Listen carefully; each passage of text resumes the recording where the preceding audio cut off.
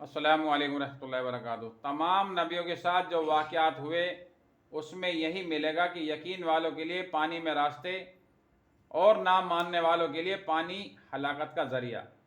अल्लाह रब्बुल इज़्ज़त ने असबाब बनाकर इंसानों के हाथ में नहीं दिए, नहीं बल्कि अल्लाह रब्बुल इज़्ज़त ने असबाब बनाकर अपनी कुदरत में रखे हैं। उन असबाब से ईमान वाले फ़ायदा उठाएंगे। अगर ईमान नहीं है तो फिर अल्लाह रब्बुल इज़्ज़त के ख़जानों से फ़ायदा नहीं उठाया जा सकता, क्योंकि अल्लाह की कुदरत से फ़ायदा उठाने के लिए असबाब का यकीन निकालना शर्त है। ये बात नहीं है कि अल्लाह ने किसी को दुकान दे दी तो उसे कमाने की कुदरत दे दी, या किसी को ज़मीन दे दी तो उसे उगाने की भी कुदरत दे दी, या किसी को हथियार दे दिए तो उसके इस्तेमाल पर कुदरत दे दी, या किसी को बीवी दे दी तो उसे बच्चा पैदा करने की कुदरत दे दी। कितने बेऔलाद हैं जिनकी बीवी होते हुए बच्चे नहीं हैं। कितने हैं जो हथियारों में परेशान हैं। कितने हैं जो दवाओं से बीमार हैं। कितने हैं जो असबाब के होते हुए भी मोहताज हैं। और ना जाने कितने ऐसे मिलेंगे जिनकी दुकान पर कर्जा 75,000 का है और दुकान में कुल सामान 50,000 का है। यानी वही बात है कि अल्लाह रब्बुल इज़्ज़त दुकान देकर कर्जदार करेंगे। तो मेरे दोस्तों, अल्लाह ने किसी को कुदरत नहीं दी, अल्लाह ने किसी को कुदरत नहीं दी है, बल्कि असबाब दिए हैं, और कुदरत असबाब में है ही नहीं। जो ये समझे कि असबाब में कुदरत है वो तो दुनिया में असबाब बनाएगा, और जो यकीन करेगा कि कुदरत अल्लाह की ज़ात में है वो अल्लाह की ज़ात से फ़ायदा उठाने के असबाब बनाएगा। यानी आमाल बनाएगा कि अल्लाह की कुदरत से फ़ायदा उठाने का ये रास्ता है कि आमाल बनाओ। अल्लाह की कुदरत से फ़ायदा उठाने के लिए असबाब नहीं है। अल्लाह की कुदरत से गल्ला लेने के लिए ज़मीन बनाओ तो सैलाब आएगा या सूखा पड़ेगा, और मैं अल्लाह की कुदरत से औलाद लेने के लिए बीवी रखूं तो बांझ रहेगी। मेरे बुजुर्गों दोस्तों, एक है कुदरत का साथ लेना और एक है असबाब का साथ लेना। असबाब के साथ लेने में अल्लाह का कोई वादा नहीं है। चाहे तो वक्ती तौर पर काम बना दें, कामयाब कर दें, फिर हमेशा के लिए नाकाम कर दें।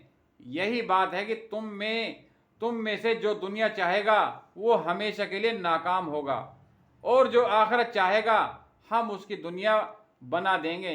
चाहे बकदर ज़रूरत बनाएं या चाहे ज़रूरत से ज़्यादा दे दें, जो आखिरत चाहेगा उसकी दुनिया बन जाएगी, और जो दुनिया चाहेगा उसकी आखिरत बिगड़ेगी। इसलिए याद रखो मेरे दोस्तों कि अल्लाह की कुदरत असबाब में नहीं है, और अल्लाह हालात का ताल्लुक भी असबाब से नहीं है। तो जब ना हालात का ताल्लुक असबाब से है और कुदरत भी असबाब में नहीं है, तो फिर हमारी सारी मेहनत बेकार है। क्योंकि बेकार है इसलिए बेकार है कि कुदरत हमारे खिलाफ है। कुदरत असबाब बनाने वालों के साथ नहीं होती कि असबाब बना लिए तो कुदरत साथ हो जाए। हाँ, लोग यही कहते हैं कि तुम पहले असबाब बनाओ फिर तुम अल्लाह से दुआ मांगो। उल्टी बात करते हैं। अल्लाह को ना पहचानने की वजह से ये बिल्कुल उल्टी बात कर रहे हैं। कुरान के खिलाफ और हदीस के भी खिलाफ है ये बात कि पहले तुम असबाब बनाओ फिर अल्लाह से दुआ मांगो। क्यों?